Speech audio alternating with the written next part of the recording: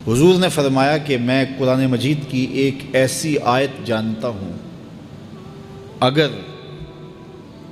تمہیں معلوم ہو جائے، لوگ اس کو تھام لیں، اس کو پکڑ لیں، تو ان کے لیے وہ آیت کافی ہے۔ ایک آیت قرآن کی جو میں جانتا ہوں، اگر لوگ اس کو تھام لیں، اس پہ عمل پیرا ہو جائیں، اس کو روحوں میں اتار لیں، اس کو اپنے عمل کا حصہ بنا لیں، اس پر یقین و اذعان کا جہاں آباد کر لیں، تو فرمایا کہ وہ ایک آیت ہی ان کی پوری زندگی کے لیے کافی ہے۔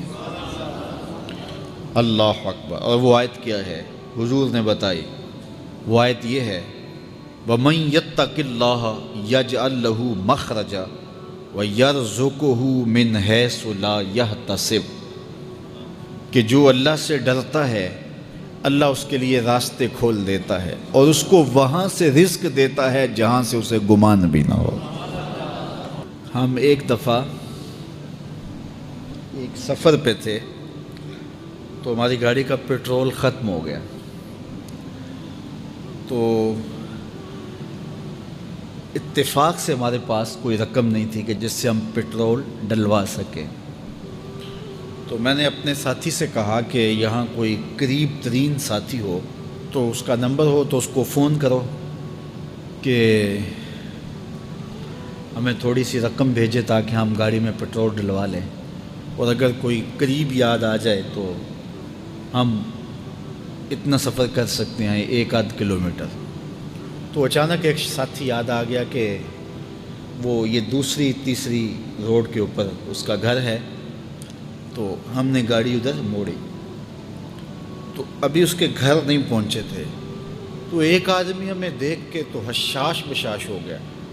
ابھی اس کے گھر نہیں پہنچے تو دیکھ کے تو حشاش بشاش ہو گئے۔ تو ملا، واقفیت بھی تھی، لیکن اتنی زیادہ اس سے جو ہے وہ شناسائی نہیں تھی۔ کسی اجتماع میں اس نے ہمیں بلایا تھا، تو ملاقات ہوئی تھی وہاں، ہم بیان کر کے اس کے علاقے میں، تو وہ لاہور آیا ہوا تھا، تو ہماری وہاں وہ ملاقات ہو گئی وہاں۔ تو وہ جلدی سے جیب میں ہاتھ ڈال کر کے، تو کچھ رقم تھی اس کے پاس، اور میں پیش کر کے کہنے لگا کہ وہ 2-3 سال پرانی بات، کہتا وہ آپ ہمارے جلسہ میں گئے تھے، ہم آپ کی کوئی خدمت کرنا چاہتے تھے لیکن آپ ہمیں پکڑا ہی نہیں دیے۔ تو یہ ہے آپ کا نذرانہ۔ تو ہوتا یہ ہے کہ اگر کوئی نذرانہ پیش کرے تو میں کہتا ہوں کہ نہیں کوئی مسئلہ نہیں، لیکن میں نے کہا ٹھیک ہے لے آؤ، چونکہ تم خود نہیں آئے ہو، تمہیں کسی نے بھیجا ہے۔ وَيَرْزُقُهُ مِنْ حَيْثُ لَا يَحْتَسِبُ، میرے رب کا وعدہ ہے، اگر تم اس پہ بھروسہ کرو تو پھر وہ تمہیں وہاں سے دے گا جہاں سے تمہیں گمان بھی نہیں ہوگا۔ یہاں ٹول پلازہ ہوتا تھا نا، یہاں یہ جو پنڈی بائی پاس کے باہر، ہم 3 دن کا مسلسل سفر کر کے آئے، تو جو رقم وغیرہ تھی تو وہ کہیں راستے میں ختم ہو گئی۔ جہاں جیب میں ہاتھ ڈالا تو ہمارے پاس وہ اتنے پیسے بھی نہیں تھے کہ وہ ٹول والے کو دے سکے۔ تو میں نے اپنے ڈرائیور کو کہا کہ تمہارے پاس کوئی ہے؟ تو وہ کہنے لگا جی میرے پاس بھی کوئی نہیں ہے۔ تو میں نے کہا چلو اس سے ادھار کر لیتے ہیں، اس کو ہم کہتے ہیں کہ ہم قریب ہی رہتے ہیں، ابھی جا کے آپ کو بھیج دیتے ہیں۔ تو ہمارے سے جو اگلی گاڑی تھی اس نے اس کو کہا کہ یہ جو پیچھے والے ہیں نا ان کا بھی کاٹ لو۔ اس نے ہمیں پہچان لیا، تو اس نے کہا کہ یہ جو پیچھے گاڑی آ رہی ہے نا اس کے بھی لے لو۔ تو اس نے پیچھے مڑ کے دیکھا تو اس نے کہا اچھا یہ وہ آ رہے، چلو تم بھی رہنے دو۔ تو اس نے کہا تم بھی جاؤ اور وہ بھی جائے۔ تو یہ ہم نے کئی مناظر زندگی میں دیکھے۔ تو اللہ کے محبوب فرماتے ہیں قرآن میں ایک ایسی آیت ہے، اگر تمہیں پتہ چل جائے اور اس پہ تمہارا عمل ہو جائے، وہ تمہیں وہاں سے رزق دے گا جہاں سے تمہیں گمان بھی نہیں ہوگا۔ اللہ اکبر۔ بہت سارے واقعات زندگی میں ایسے رونما ہوتے ہیں۔ یہ اچانک 2 باتیں میرے ذہن میں آ گئی تو میں نے آپ کے سامنے رکھ دیں، تاکہ اس سے یقین میں پختگی ہوتی ہے، بالخصوص جو مبلغین ہیں ان کے لیے خاص طور پہ یہ باتیں ہیں۔ بس اس پہ توکل رکھ کے چلتے رہیں، پھر دیکھنا کہ اللہ تمہارے لیے کیسے اسباب مہیا کرتا ہے۔ امام شافعی کہتے ہیں جب میں امام مالک کے پاس پڑھنے گیا تو ان کی ایک ہی ادا مجھے کھا گئی، اور میں نے کہا نوکری کروں گا ساری زندگی شخص کی۔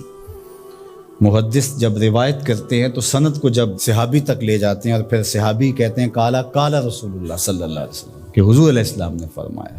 اللہ اکبر. تو امام مالک جب حضور علیہ السلام کی حدیث بیان کرتے تو حضور کے روضے کی طرف اشارہ کر کے کہتے اس قبر منور کے مکین کا یہ فرمان، اس بقائے نور کے باسی نے یہ کہا ہے.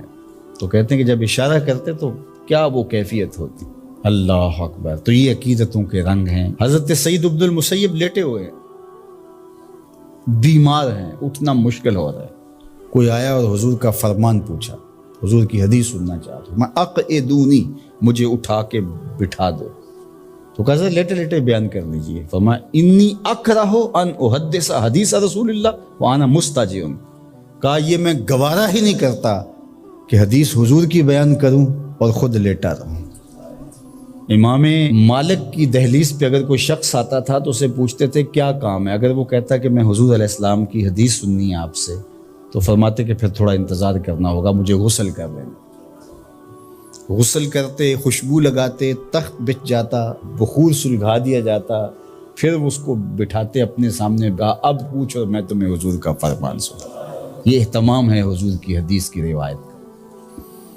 امام بخاری نے صحیح بخاری میں جتنی بھی حدیث روایت کی، ہر حدیث لکھنے سے پہلے غسل کیا ہے، 2 نفل پڑھے ہیں اور پھر حدیث لکھی ہے. ہر حدیث کے ساتھ یہ اہتمام کیا ہے. آج تو بے ادبی ہمارے رویوں میں آ گئی. وہ ایک زمانہ تھا کہ ایک شاعر حضور کے روضہ انور پہ گیا تو پرانی مسجد نبوی کی تصویریں آج کل تو دستیاب ہیں، آپ اس کو دیکھ سکتے ہیں. 2 کھجوریں تھیں گنبد خضرا کے ساتھ. تو اس شاعر نے 2 کھجوروں کو حضور کے روضہ انور کے سامنے کھڑے ہوئے دیکھا تو اس نے اپنے انداز سے نظم کیا کہ کب ہیں درخت گنبد شہ والا کے سامنے، مجنوں کھڑے ہیں خیمہ لیلا کے سامنے. لوگوں نے کہا کمال کر دیا، کیسا تخیل پیش کیا. تو اگرچہ استعارتاً استعمال کیا، جس طرح لیلا کے خیمے کے آگے مجنوں کھڑے ہوتے ہیں، یہاں حضور کے روضے کے سامنے یہ 2 کھجور کے درخت کھڑے. تو ان دنوں میں اعلیٰ حضرت امام اہل محبت امام شاہ احمد رضا خان فاضل بریلوی بھی وہاں موجود تھے. تو کسی نے جا کے ان کو یہ شعر سنایا تو آپ کی رگے غیرت اور رگے حمیت بھڑک اٹھی.